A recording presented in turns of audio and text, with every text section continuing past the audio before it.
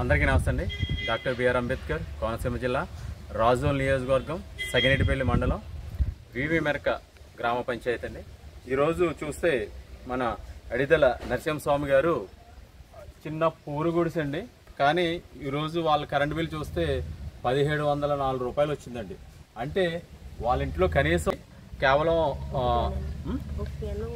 ఇది సీలింగ్ ఫ్యానా, ఒక ceiling fan ఉంది. సో వీళ్ళకి అంటే రోజువారీ కూలి, అలాంటిది ఇవాళ చూస్తే 1704 రూపాయలు కరెంటు బిల్ వచ్చిందండి. ఖచ్చితంగా కట్టాలి అనేసి అధికారులు చెప్పడంతో చెల్లించడం జరిగిందండి. కేవలం ఒక్క ఫ్యాన్ ఉంది ఇంట్లో, ఈ చిన్న గుడిసేది. కానీ ఈ కూటమి ప్రభుత్వం వచ్చినాక అంటే పేదల పరిస్థితి ఎలా ఉంది అంటే కరెంట్ ఛార్జీలు పెంచేయటం, అలాగా ఇప్పుడు చూడ నిరుపేదలకి 1704 రూపాయలు రావడం అంటే వాళ్ళు రోజువారీ కూలీ చేసుకుంటారు.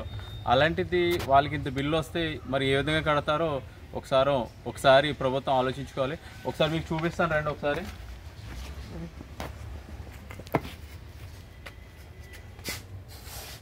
ఇది పరిస్థితి. ఒకే ఒక ఫ్యాన్ ఉందండి ఇంట్లో. చూస్తే ఫ్యాన్ ఒక్కటే.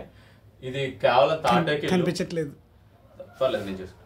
తాటేకిల్లు ఇలా చూడండి, ఒకే బల్బు ఉండటానికి, ఒకే బల్బు, ఒక్క బల్బు మాత్రమే చూడండి.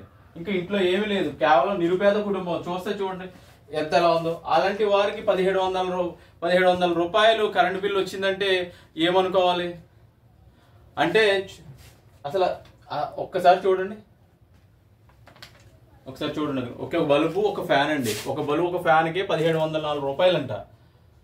మరి కూటమి ప్రభుత్వం వచ్చినాక పేదల పరిస్థితి ఎలా ఉందో ఒకసారి మీరు చూడొచ్చు. దయచేసి తక్షణమే అధికారులు ఎవరైతే ఉన్నారో వీరికి ఆ అమౌంట్ ఏదైతే ఉందో దాన్ని వెంటనే రిఫండ్ చేసేలాగా వాళ్ళని బిల్ అనేది కరెక్ట్గా వచ్చేలాగా చూడాలని కోరుతున్నాం. Thank you.